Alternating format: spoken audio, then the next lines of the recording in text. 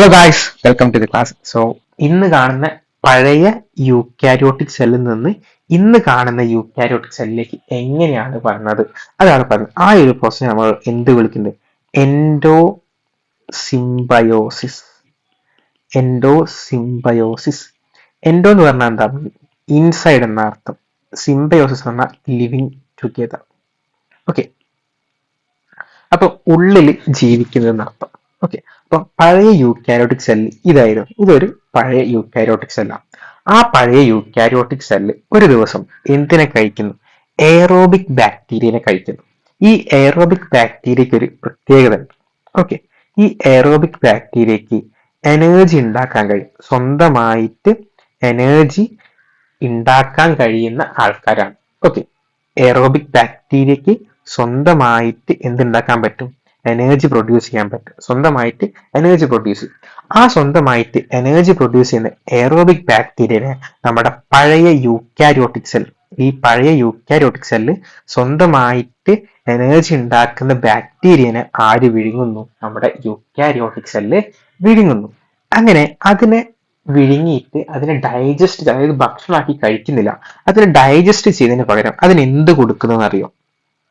അതിന് പ്രൊട്ടക്ഷൻ കൊടുക്കുന്നു. അതിന് ജീവിക്കാനുള്ള ഒരു സൗകര്യം ഒരുക്കി കൊടുക്കുന്നു. അതിന് അതേപോലെ തന്നെ അവിടെ സർവൈവ് ചെയ്യാനുള്ള എല്ലാ ഫെസിലിറ്റീസും ആര് ചേർക്കുന്നു? നമ്മുടെ യൂക്കാരിയോട്ടിക് സെല്ലില് ആര് ചേർക്കുന്നു? എയറോബിക് ബാക്ടീരിയക്ക് ചെയ്ത് കൊടുക്കുന്നു. എയറോബിക് ബാക്ടീരിയനെ ഡൈജസ്റ്റ് ചെയ്യാതെ, അതിനെ കംപ്ലീറ്റ്ലി നശിപ്പിക്കാതെ അതിനെ അവിടെ ജീവിക്കാനുള്ള സൗകര്യങ്ങളും പ്രൊട്ടക്ഷനും ഒക്കെ ആര് കൊടുക്കുന്നു? നമ്മുടെ യൂക്കാരിയോട്ടിക് സെല്ല് കൊടുക്കുന്നു. അങ്ങനെ ഗ്രാജുവലി അത് എന്തായിട്ട് മാറുന്നു? മൈറ്റോകോൺട്രിയ ആയിട്ട് മാറുന്നു. അങ്ങനെ നമ്മുടെ എയറോബിക് ബാക്ടീരിയ മൈറ്റോകോൺട്രിയ ആയിട്ട് ഇങ്ങനെ മാറും. കുറേ കാലങ്ങൾക്ക് ശേഷം നമ്മുടെ എയറോബിക് ബാക്ടീരിയ എന്തായിട്ട് മാറി? മൈറ്റോകോൺട്രിയ ആയിട്ട് മാറി. സോ നമ്മുടെ പഴയ യൂക്കാരിയോട്ടിക് സെല്ല് ഒരു എയറോബിക് ബാക്ടീരിയനെ വിഴുങ്ങുന്നു. ആ എയറോബിക് ബാക്ടീരിയക്ക് എന്തിനുള്ള കഴിവുണ്ടായിരുന്നു?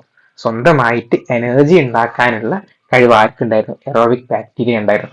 ആ എയറോബിക് ബാക്ടീരിയ നമ്മുടെ യൂക്കാരിയോട്ടിക് സെല്ല് വിഴുങ്ങിയിട്ട് അതിനെ ഡൈജസ്റ്റ് ചെയ്യുന്നില്ല. അതിനെ ഡൈജസ്റ്റ് ചെയ്യുന്നതിന് പകരം അതിന് ജീവിക്കാനുള്ള ഒരു സൗകര്യം, പ്രൊട്ടക്ഷനും കാര്യങ്ങളും ആര് ഒരുക്കി കൊടുക്കുന്നു?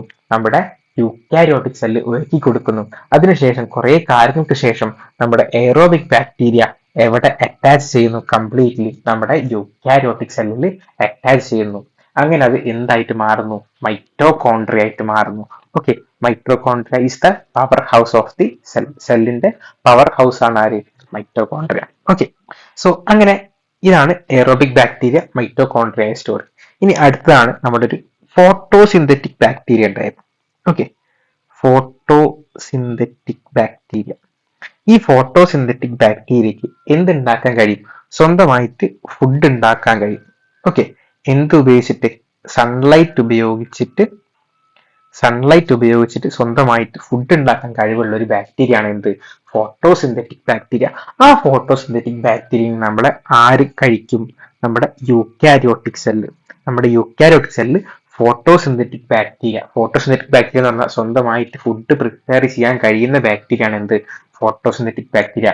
അത് സൺലൈറ്റിന്റെ പ്രസൻസിലാണ് ഫുഡ് പ്രിപ്പയർ ചെയ്യുക. ആ ബാക്ടീരിയനെ ആര് വിഴുങ്ങുന്നു? നമ്മുടെ യൂക്കാരിയോട്ടിക് സെല്ല് വിഴുങ്ങുന്നു. അതിന് എന്ത് ചെയ്യുന്നില്ല? ഡൈജസ്റ്റ് ചെയ്യുന്നില്ല. അതിനു പകരം അതിന് അവിടെ ജീവിക്കാനുള്ളൊരു സൗകര്യവും പ്രൊട്ടക്ഷനും കാര്യങ്ങളൊക്കെ ഒരുക്കി കൊടുക്കുന്നു. അതിനുശേഷം അതും ഈ ഗ്രാജുവലി എന്തായിട്ട് മാറുന്നു? അതൊരു ക്ലോറോപ്ലാസ്റ്റ് ആയിട്ട് മാറുന്നു. അത് സെല്ലിന്റെ കൂടെ ഇണങ്ങിച്ചേരുന്നു. അത് സെല്ലിന്റെ കൂടെ കൂടി ചേർന്നിട്ട് അത് എന്തായിട്ട് മാറുന്നു? ക്ലോറോപ്ലാസ്റ്റ് ആയിട്ട് മാറുന്നു. ഓക്കെ, സോ നമ്മുടെ എയറോബിക് ബാക്ടീരിയ ആണ് എന്തായിട്ട് മാറുന്നത്? മൈറ്റോകോൺട്രിയ ആയിട്ട് മാറുന്നത്. അതേപോലെ തന്നെ ഫോട്ടോസിന്തറ്റിക് ബാക്ടീരിയ എന്തായിട്ട് മാറുന്നത്? ക്ലോറോപ്ലാസ്റ്റ് ആയിട്ട് മാറുന്നത്. സോ അങ്ങനെയാണ് ഇന്ന് കാണുന്ന യൂക്കാരിയോട്ടിക് സെല്ലിലേക്കുള്ള അതിന്റെ എവല്യൂഷൻ വരുന്നത്. ഇത് റെഡിയാണോ? എൻഡോ സിംബയോസിസ് ഓക്കെ ആണോ? Okay, thank you. ക്ലാസ് ഒക്കെ ഇഷ്ടപ്പെടുന്ന എന്ത് ചെയ്യുക? ലൈക്ക് ചെയ്യുക, ഷെയർ ചെയ്യുക, സബ്സ്ക്രൈബ് ചെയ്യുക. Okay, thank you.